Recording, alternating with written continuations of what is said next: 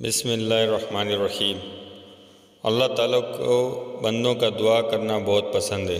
دنیا میں کسی شخص سے بار بار کچھ نہ کچھ مانگا جاتا رہے تو کتنا بڑا سخی ہو بالآخر اکتا کر ناراض ہو جاتا ہے، لیکن اللہ تعالیٰ کا معاملہ یہ ہے کہ ان سے بندہ جتنا زیادہ مانگے گا اللہ تعالیٰ اس سے اتنے ہی زیادہ خوش ہوں گے، بلکہ حدیث میں ہے کہ جو اللہ تعالیٰ سے مانگتا نہیں اس سے اللہ تعالیٰ ناراض ہو جاتے ہیں۔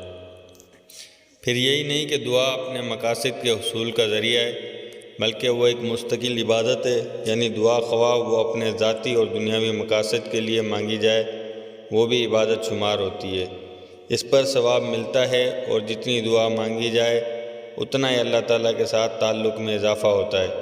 یہ ضروری نہیں کہ صرف تنگی اور مشکلات کے وقت ہی دعا مانگی جائے، بلکہ خوشحالی اور مسرتوں کے وقت بھی دعا مانگتے رہنا چاہیے۔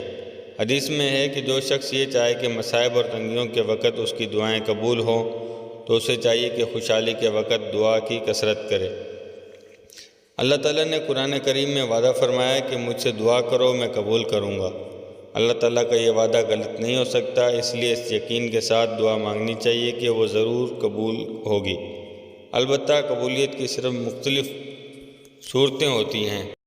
بعض اوقات وہی چیز مل جاتی ہے جو مانگی گئی تھی، اور بعض اوقات وہ چیز اللہ تعالیٰ کے علم میں بندے کے لیے مناسب یا فائدہ مند نہیں ہوتی، تو اللہ تعالیٰ اس سے زیادہ بہتر اور مفید چیز دنیا یا آخرت میں عطا فرما دیتے ہیں۔ اس طرح ہر دعا کے 3 فائدے ہیں۔ 1، دعا کی قبولیت سے مرادیں پوری ہوتی ہیں۔ 2، ہر دعا پر ثواب ملتا ہے۔ اور 3، دعا کی کثرت سے اللہ تعالیٰ کے ساتھ تعلق میں اضافہ ہوتا ہے۔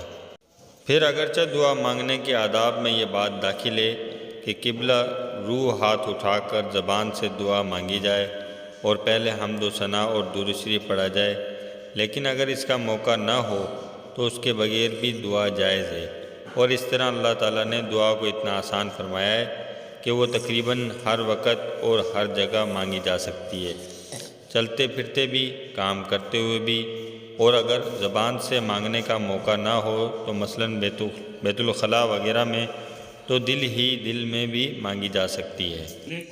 پھر یہ بھی ضروری نہیں کہ دعا میں بڑی بڑی چیزیں مانگی جائیں، بلکہ اپنی ہر چھوٹی بڑی حاجت اللہ تعالیٰ سے مانگنی چاہیے۔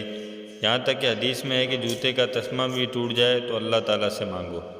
لہٰذا اس بات کی عادت ڈال لینی چاہیے کہ جب کوئی چھوٹی سے چھوٹی حاجت بھی پیش آئے تو اس کو اللہ تعالیٰ سے مانگا جائے۔ کوئی معمولی سے تکلیف ہو تو اس کا ازالہ بھی اللہ تعالیٰ سے طلب کیا جائے۔ جس طرح بچے کو جب کوئی ضرورت پیش آتی ہے یا کوئی ادنا تکلیف پہنچتی ہے وہ اپنی ماں کو پکارتا ہے، اس طرح بندے کو چاہیے کہ وہ اللہ کو پکارے اور پکارتا رہے، چلتے پھرتے اٹھتے بیٹھتے کام کرتے ہر وقت کچھ نہ کچھ اللہ تعالیٰ سے مانگتا رہے۔ عادت ڈال کر دیکھیں، انشاءاللہ اس سے بہت جلد ترقی ہوگی۔ امید ہے آپ کو ہماری ویڈیو ضرور پسند آئی ہوگی۔ اس کو لائک اور شیئر ضرور کیجیے گا، اور ابھی تک ہمارے چینل کو سبسکرائب نہیں کیا تو جلدی سے سبسکرائب کر لیں۔ السلام علیکم۔